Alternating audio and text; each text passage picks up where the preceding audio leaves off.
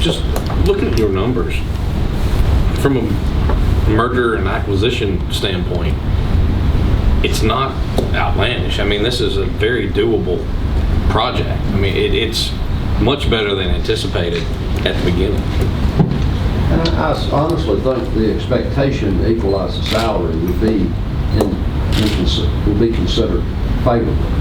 I don't think there would be an expectation that we would cut salaries, or, you know, I think within the appropriations body and the body, there would be a consideration that that's what should happen, is we should equalize the salaries. So, your perception, you feel the same way? Yeah, I don't think we. So if Although I do, excuse me, Jake, but at the salary range is extremely high compared to the surrounding localities, and it's well above state average on some areas in Covington. Is that not correct? No. Okay, I thought I saw that. Where's your salary? Those are health benefits. You might be looking the at. health benefits are I thought I saw it on the salaries Yeah. also. No, the salaries are not. They're lower than the state average around here. Of course, because you got to remember the state average includes Northern Virginia. Yeah. So look on table 6B. That'll give you a good idea. All right. That is on page 22. Covington does quite well. You're right. In secondary, they are lower in elementary than the statewide average. But yes, secondary they're quite good. And that's why I say Covington's higher than Allegheny. You know, so they're quite a bit higher than Allegheny. If you look where Allegheny is, it's a lot less. We would be bringing everyone in the division in Allegheny to that level, which is quite a bit higher at secondary.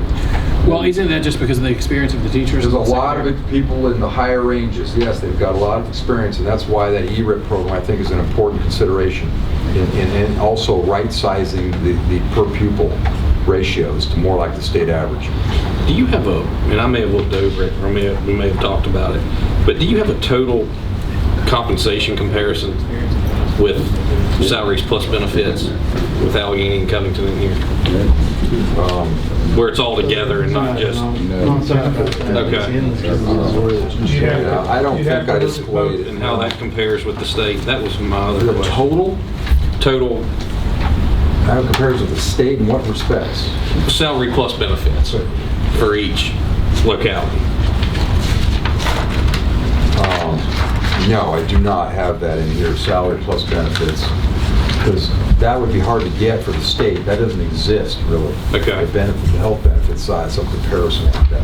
I didn't know if we were in line or, That's you know, the if that was... problem. That's the problem. You have to do it. I don't know where that would exist. With the health benefits thrown in, total compensation, they don't have that anymore. Because I think it's done differently between the two systems. That would have to be... Well, the health benefits is the only real difference. Are you talking about now the wage scales? Isn't part of the benefit included in the salary? How is that? How does? No, salary what's and the wages difference? and then the benefits. So they're Salary and okay. wages and then benefits. So- VRS and insurance. And how it's contributed. I can tell you the various components. I've got all the data for both your localities. So you have your steps, on your step, and that has a certain salary. There's also stipends that have been thrown in here in both systems. And I got a stipend table for Allegheny. Covington is a little simpler but similar. And so that's then the wage. For coaching and that type of thing. Yeah, Well, and for sometimes for master's degrees too and things like that. So Lead there's a whole, custodian, I mean, I've got a table in here that shows all those stuff for Allegheny. So that's your wage, and then you pay the FICA, you know, the Social Security and the Medicare, and then you pay the 16% or so VRS contribution, and then you That get the varies, however, from year to year. You also It have does, master it does. degrees, It's going up coaching supplements. this year, the next budget, because they're lowering the investment assumption. But 16% or so. So you add that in, and then you add the health benefits, and that varies all over the place. They're all over the place. And you look at what they're taking, family or by themselves, or because there's an employer and employee component. And the employer component goes up as there's more people involved, but so does the employee component. So they decide what's most beneficial to them.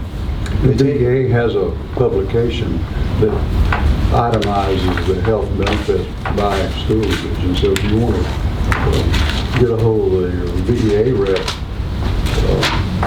they can get free copies of that. And I put that table in there to show you the surrounding localities, how you compare. We talked about that, you might have been before you came in, Dick. It's on table 20, page 41. You know, we talked about those health benefits. You're relatively rich in this area about health benefits, especially Covington. If we get $500,000 and then the benefits cost us another $250,000, where's that gonna come from? No, I agree. I didn't know The combined system, though, you may get a better rate. We might be able to see a better rate, but to cover our tails, it would be nice, you know, and so no one loses if we do ask for the money to equalize benefits. And like you said, create a hybrid plan for new hires and people coming into the system, but so no one loses benefits, no one loses their. My thought here was, for analysis purposes, was everyone gets grandfathered into the same health plan they have now. You pay the exact rate, there would be no cost to you. And as you hire new people, you make the decision about whether to put them on the lower Allegheny band, which is still pretty rich, or the higher Covington. You'd probably want to go lower Allegheny, and that'll save you money over time. But you're not going to change anyone when you consolidate. So if I pay, say for argument, if Allegheny pays 40% for a family plan, Covington pays 70%, you don't think that would cause some problems? Well, the If I'm Allegheny a- folks are going to get a pay raise. They're going to get the pay raise. Right. And so they're not going to get any change in their health benefits. So I agree, it's an issue, but that was the only way I could think about it, is to keep everyone the same. And so we're kind of doing the same on salaries, but I agree. You could say, okay, we're going to move everyone to the higher Covington health benefits. That's going to cost you money to do that. It's just that, you know, if I give a man a dollar raise, then I don't give him the benefits that the others, you know, the other teacher has, how fair is that? I mean, you don't think that's going to cause some grief? Well, you've given them a raise. You haven't given the Covington teacher a raise. Do it 3%. So out. No. You've raised them up to the Allegheny scale. I mean, up to the Covington scale. So you've given them a raise. Yes, you haven't given them the raise and the health benefit raise, but you already got a rich. You could say, look, you're already rich, and you know, compared to your surrounding locale. I agree. It's something you guys have to decide.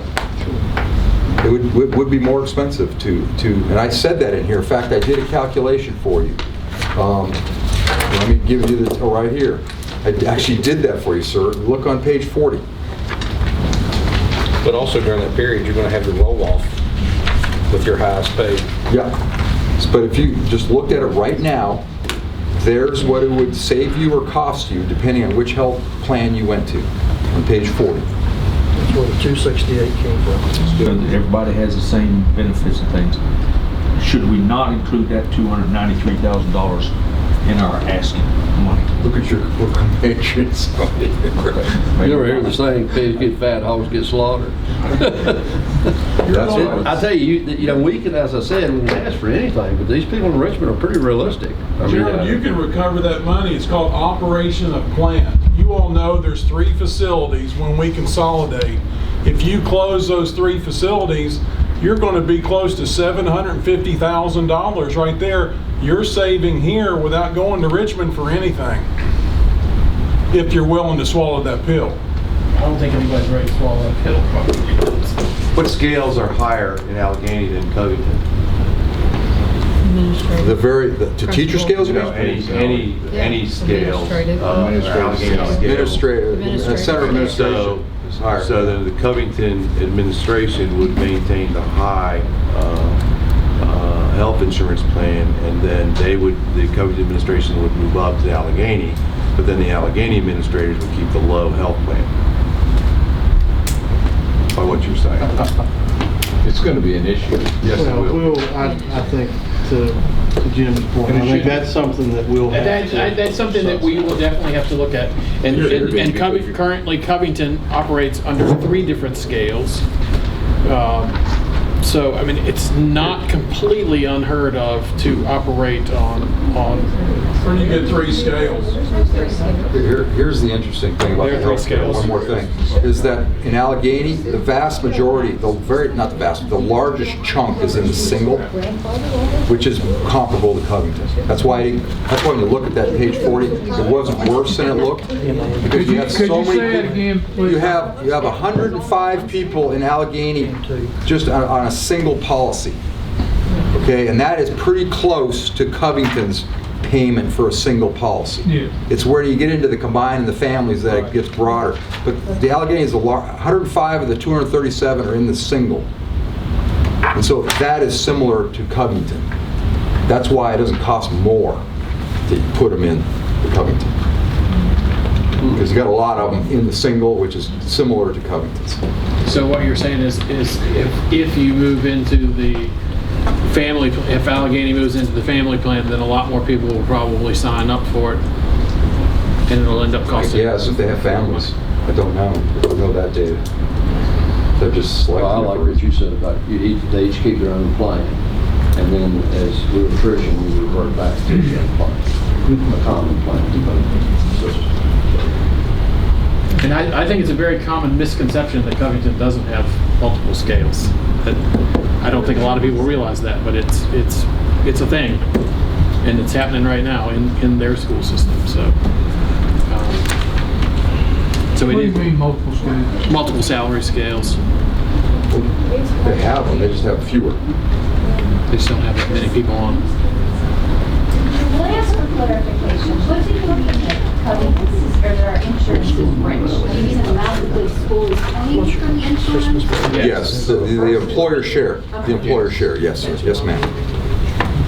So there's a table I put comparing you to your surrounding localities in the state. Yeah, well, don't have one for everyone.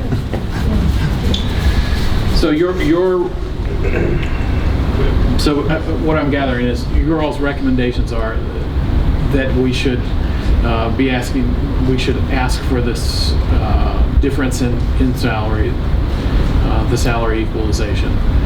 Perhaps not the health insurance portion of it, and the ERIP policy. How about VRS? The VRS is included in the 465. We include it. I would round it to 500 because there's 13,000 for the Covington going to the Allegheny and the low rate. You're going to have to raise probably some of the support people as well. I couldn't analyze that because I wasn't sure what you were going to do with some of the folks. I put that in here of these, janitors and cafeteria workers. I wasn't sure how you were going to handle that. So that only includes custodians. I did custodians, secretaries, teachers, counselors, teachers' assistants were included in it. How will we know this rate for this early retirement? How are we going to know what to ask for? For the retirement part of it? Right, because looks like to me we'd have to know how many people are going to take it That's correct. to ask for a specific amount of money. So we're just going to ask them to fund that. Well, I tried to give you an idea about that in here. And Well, you also have to think about people too, retiring in their 50s, early retirement, medical insurance is an important thing in this day and age, and therefore people are working longer until they can become eligible for Medicare, etc. And so therefore, you may have a teacher that may be at the top of the scale, but they're in their late 50s, but they're going to work another 7-8 years before they retire. And that's just as a teacher. It could be an administrator, whatever. But you're going to have to take that into consideration as well, because therefore, these people that may go into the early retirement system may not be as many as you think. You need to check their age, right? And you need, 67 is a magic number now. right, well, 65 for me is it was back here. 66, but at any rate, Depending on your birthday. unless they have a spouse. Yeah, I believe. No, Medicare is still 65. It hasn't changed. Medicare is Social 65, but Social Security is up to Medicare is the key thing here, and that's why they give it 7 years. Yeah. That's why they give it 7 years. So you're talking about people in their late 50s who would do this. But you're talking about people that may not be able to do that unless they have a spouse that is still working and they can be on their insurance as well. Well, the ERIP would cover your health insurance. That's what 7 years. That's what it was. does, for 7 years. At least the Rockbridge plan did. They covered the health insurance that you had when you retired.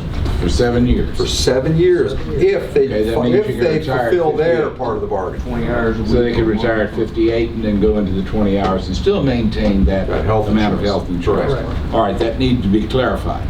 That's, yeah, actually, And there's going to be an exception to anything we come up with. So, I mean, we're not going to get it perfect. in my opinion, to make this work, though, you have to get more efficient. That's the key to, yes, you're talking all the costs, but there's savings if you get more efficient. There's significant savings. So your estimates here, temporary annual ERIP cost of 15% for the Allegheny teachers is $237,167. The estimated temporary annual health care benefit cost $150,600, and then for Covington it's $168,900 on the ERIP cost and $150 on the benefits. Look at the numbers too, at the top on both. That's this Assuming that all 20 teachers everyone did that that. are over 30 all go off.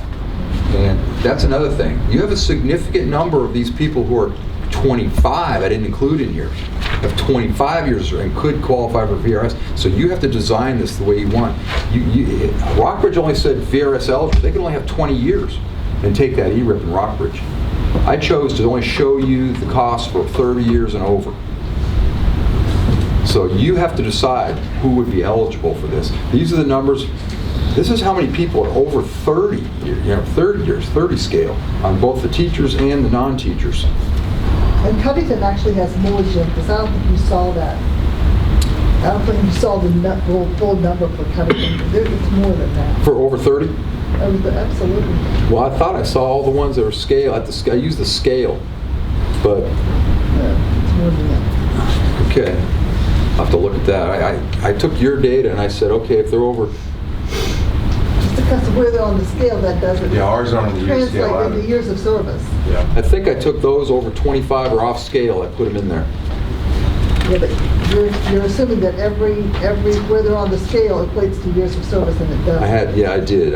I admit that. That's what I did. Same with us. We're not Right. on a year scale either. Exactly. So tell me what, I'd have to go back. We'd have to We'd have give to you the look at each information and person. give you up what how they many We can roles. do that. Well, again, I think this is actually conservative, the number, because Probably again, so. Very I didn't use the ones that are on scale 25 or I used 30 and over. That's a conservative number. So this is conservative. So how, going forward, if we are going to ask the state for this funding, we ask them for what would happen if everybody retired? I find that as a problem. I agree with that. How do you keep control of this ERIP? Everyone wanting to retire. I mean, I'm not saying it's going to happen, but what if it did?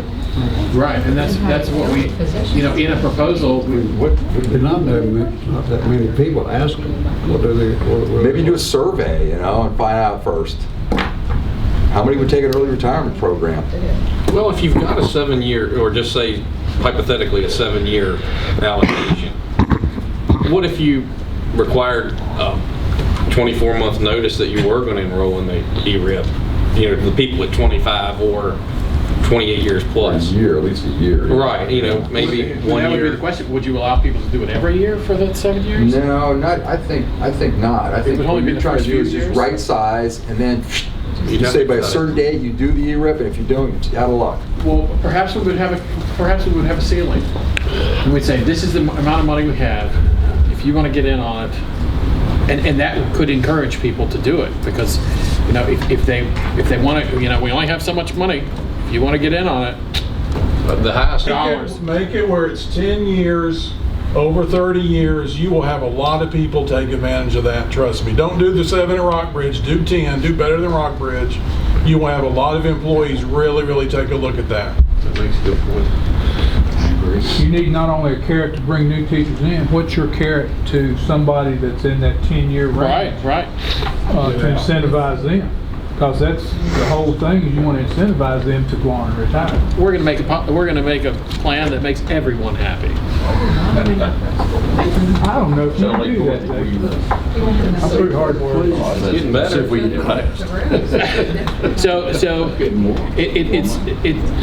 Here's what the big savings are, central office. Yeah, the redundancy. Redundancy. Sir, did you look at the table on, I think you need to. And you Page was that, that's page 43.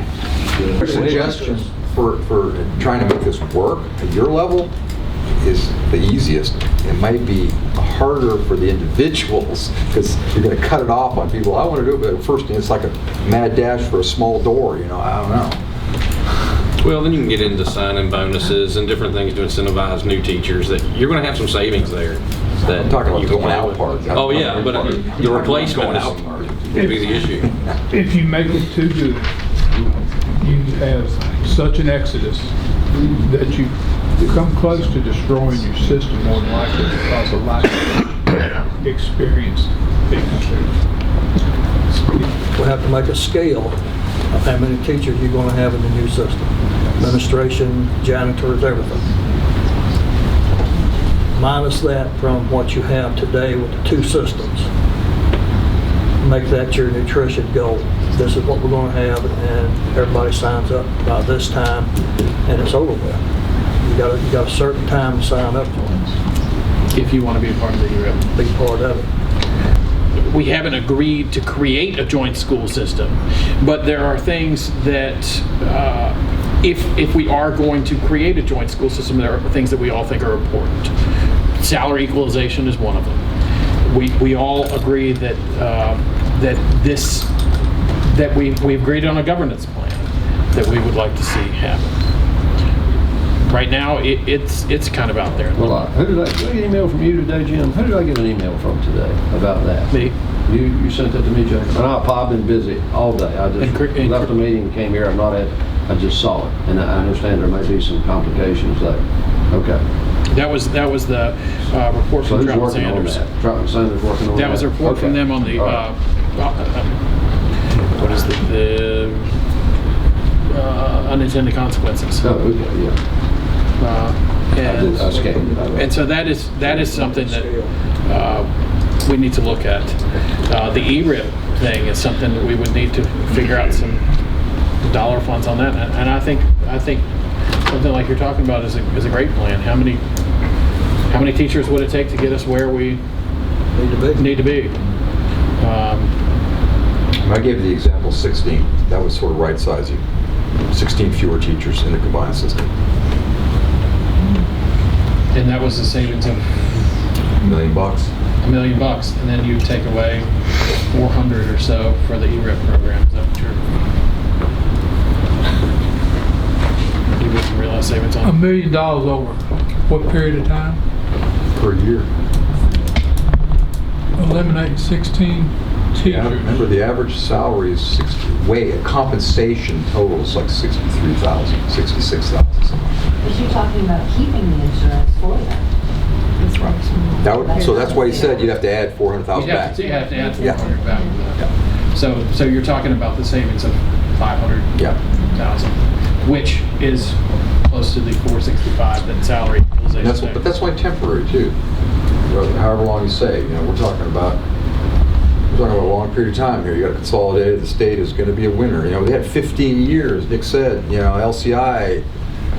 You got to look at a little longer term. Yes, initially there's some costs, but then over that you have a right-sized system. We need to figure out what the ERIP would cost us for 16 teachers, basically. Plus, if you want to offer to central office and other support positions. Classified. But one thing to just note, at least that 900,000 that we could save, we combine the central offices, at least in Covington central office, there's a significant number that are not eligible. Well, we would make... About $500,000 really, of that 900,000, they're not eligible. We'd make up for it then, because we probably have 6 or 7 of us that are all within the next 4 or 5 years going to retire. I mean, so... Yeah, we probably have 5, but then we have others that are not. It was never suggested who would go or who would go. It was just, here's both. 65 for the salary equalization, and then 500, call it 500. 500 for the or 500 for the salary, and then for the ERIP. Well, go to that table. Let's see. What was it?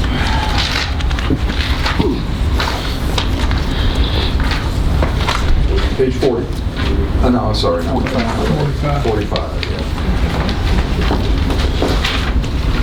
Yeah, page 45. So it wouldn't be as much as on there because I've got 22 teachers there, 32 actually there, if you wanted to keep it to 16.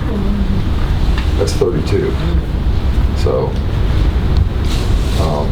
and then you have to decide, and that doesn't even, So kind of if we added those numbers together and divided in half, I mean, you have 32 people there. If we're losing 16 as an average, that would give us what it is if we lost about the same. 300, 500.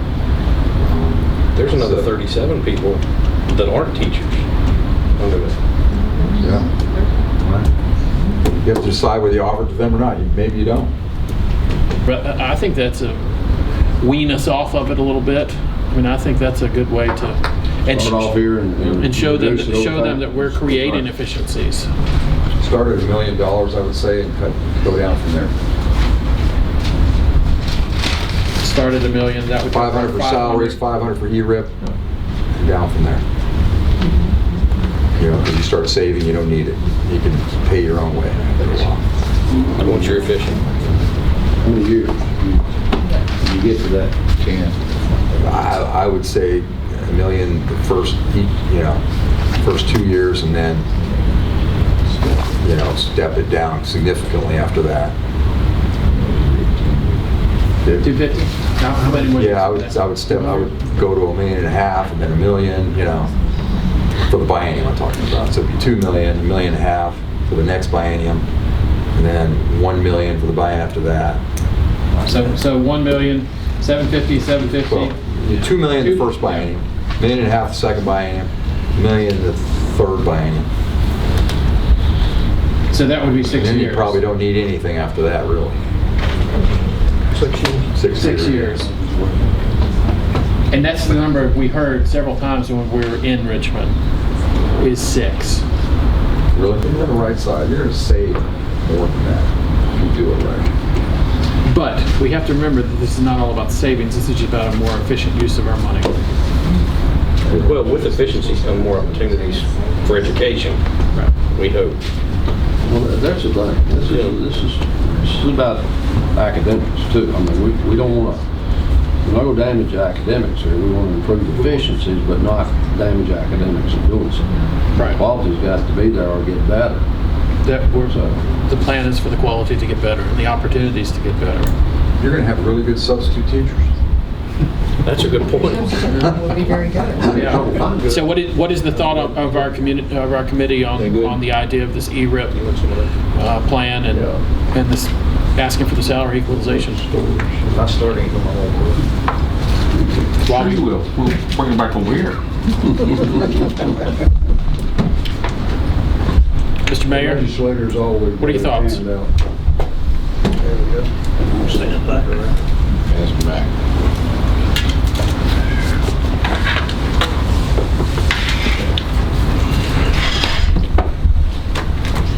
I don't have any thoughts.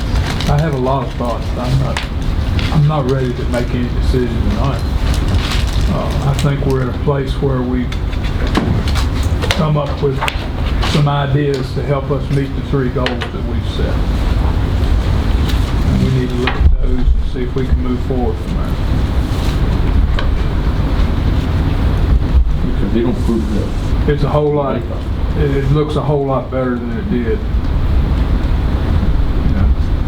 Especially the last time we went through this. We were talking $2 million just to equal out salaries last time.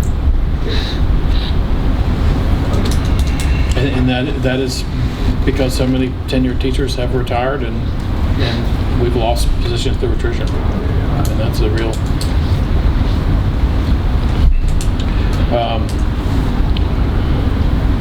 But our pupil ratio would still be good. Right. Yes. But that was one of the things we heard at the meeting that night at Turfman Hall, that pupil ratio would go crazy high. Even with losing 16, it only goes up 1 pupil per teacher on average, and you're still below the statewide average. We would need to get things in by January 8th. And ideally, we would want to get things in sooner than that. Actually, that's not true, if you want to know. If you want me to comment on that. Okay. You can always introduce things to subcommittees without having a formal budget amendment. Subcommittee can just do it. So whenever before they report, in fact, they can do it in the conference committee in March. I'm not saying to do that. I recommend that you have a budget amendment put in by your legislators. I do recommend that, but that is not hard and fast by any stretch of the imagination. With that being said, we have middle of January to make a decision. But like I said, I don't recommend that. Because it gets harder, because then he has got to bring it to the subcommittee, and the subcommittee's got to do it out of their own, you know. If we're going to look like the fair hair child, we need to be as early as possible, don't we? And our senator is willing to sponsor it on his Your side. senator, for example, is on the Senate Finance Committee. I was on the staff of the Senate Finance for 12 years. He could walk in at any time for that budget report and say, I'd like to do this. He doesn't need your... You need it. He can do it himself. Creek could do that? Absolutely. If he's on the committee. He doesn't even have to be on the committee. If he's got a buddy on the committee, he'd walk in and say, hey, do this for me. So, those are committee budgets, and then they turn into Senate, House budgets, and General Assembly budget. At any point along that way, something could come in. No matter how it comes in. I think it's this committee's decision on what we come up with as far as going forward with a plan. I guess what I was talking about, Jake, was if we come up with a plan, I mean, it could be a goal plan. And if we go back to the respective boards and the supervisors and the council, and either one of them say no, then we'd be a dead horse. Because we have to have their support, right? I agree that we need to have their support, to make all of this happen. But I think we're dealing with now, I think that... We can still ask for funding and say, we got a consensus. I guess we do a consensus with the board and say, these are the things we need to have. We need to have the makeup way we asked for it. And we need to have, was it $2 million the first year and $1.5 million buy-in? So are you asking to go to the boards for a resolution of support to proceed? Is that what we're saying? Well, what I was asking was, we need to go, and this is just me, okay? We should really go to our respective boards and see if here's our plan we laid out, right? Here's our 3 things we told we was going to accomplish, and see if they're going to support it. If they tell us no, then all we're doing is spending attorney money for JRTC. That's all I'm saying. I mean, Do you think that we've come up with anything that our board wouldn't support or another board wouldn't support? I don't know. I don't sit on the company board, so I don't know, who's favoring, who's saying yeah or nay. I feel pretty comfortable with our board because we kept them up, posted every week. I would say put the retirement package together, then go to everybody on the board, go on record, everybody supporting it, and pass it on to Delegate Austin and Senator Deed to ask for the money. If we ask for it, what would make you feel most comfortable in presenting something to the General Assembly? If it was this committee that had approved it, or do you think it would be best if we waited till later in the month and got all the boards to resolution? What is your timeline for this? Are you thinking this session? yeah. Okay. So, but you have to have legislation approved for your boards to consolidate and put in place for your boards also, do you not? Yes. I mean, are we putting the cart before the horse and making a request for an appropriation for a merger when we don't know how we're going to govern? We would be asking for the governing part as well as part of the legislation. So there'll be separate bills. So part of the package, basically. And do you think, after reading all of the different things that are involved with all the reasons that our plan is not currently covered under Virginia law? Well, I've not had the opportunity, Jacob, to read that. I just got that today, and I've been out all day. Right, but do you think that I would have to talk to someone about that. The idea of it's something that we need to think about is, it seems like Troutman Sanders was saying that it might be best if we asked for a one-time or a thing just specifically for this merger rather than changing a bunch of laws that cover the entire state. And this is, This needs to be, we wouldn't ask for a change for the entire state. This is going to be particular to Allegheny County and the city of Covington. Even the governance piece? Pardon? Even the governance piece? Yes. Now, Because that seems like one of the issues was crossing. And see, I haven't had the privilege to read that, Mayor. Is that right? Right, and that's one of the things is crossing jurisdictional lines, and basically the way the current law is set up, it's for individual school systems. I mean, it's So not that could be for declared special legislation, which could take 2/3 of the body's vote. Jacob, can I rephrase your question? Delegate Austin, would it be embarrassing for you and Cree Deeds to be down there trying to get this legislation passed, and then in the spring, one of our boards not pass this and say no to it after you all have done all your work? Would that be embarrassing to you? Yes. So do you need to know before you go? Oh, yeah. That was Gerald, that was your question. Yes, that was my question. Yes, I would definitely want to know that the boards are in concurrence and support of the measure. Yes. Yes. So we certainly wouldn't want to get something through the body and the funding stream, and then all of a sudden one of the bodies pull out. I mean, I think to Matt's point, couldn't we accomplish that by resolution of support? Because some of the obvious reservations that any given person may have would be contingent upon the state's support. So we would then adopt resolutions of support. Is that what everybody It's thinks? the quickest, easiest way to do that. Okay. And we've got a meeting the 8th, I know, or whatever the 7th. Yeah, so. much like this committee was formed last year. We go before every board, and the representatives for those boards speak with their board, talk about what we have talked about, our ideas for governance, the idea of the ERIP program, the equalization of pay, and then report back to Delegate Austin and have. We've got a little time, but we want to be prepared. Well, absolutely. There has to be a plan. Right. And we don't really have. If you're going to present legislation, you're going to have that ready. Appropriation bills swing Matt. That's what we're just discussing. Yeah. Of course, we got till the second.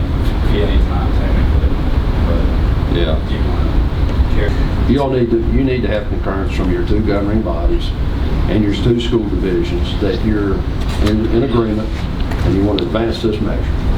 And if you do that, we will advance the measure. It would be nice if we were to meet again before we go to our boards and really hammer out what we are going to present to our boards as a plan so we're all on board as far as the ERIP policy and all of those things. And then everybody the individual members can go to their boards, and we will plan to meet here. If there's any change, we will probably notify everyone, but meet here January 2nd at 6 p.m. And in the meantime, Delegate Austin can take a look at the unintended consequences and things like that, and see if you all have any questions about. In a consolidated school division would be exactly right. That would be the difficulty. When you reduce teachers, you're not going to want to go to 60 kids in one class and 25 in I'm talking another. about for all my classes. If I taught 60 kids for the semester, You did already? You've done that? I'm just giving you an example. Okay. I thought that's what you were saying you do right now. Well, I teach alternative education. I'm a whole other ball of Okay, wax. okay. Okay, but the average class has, 15 kids. That's 45 kids. If we split them between the 3 remaining teachers, that's more than 1 child per class. But he's Well, talking That's about 15. over the entire school. Again, the whole entire, both But school it doesn't divisions. work that way, Jacob. You can't take 60 history students and put them in math classes. They have to have the history. I agree. That is a problem. That is a problem, that you have to figure out how you're going to divvy up your classes. You may have to change, you have different middle school levels too, they're not the same. But that's more, you said it was only an increase of 1 student per I class.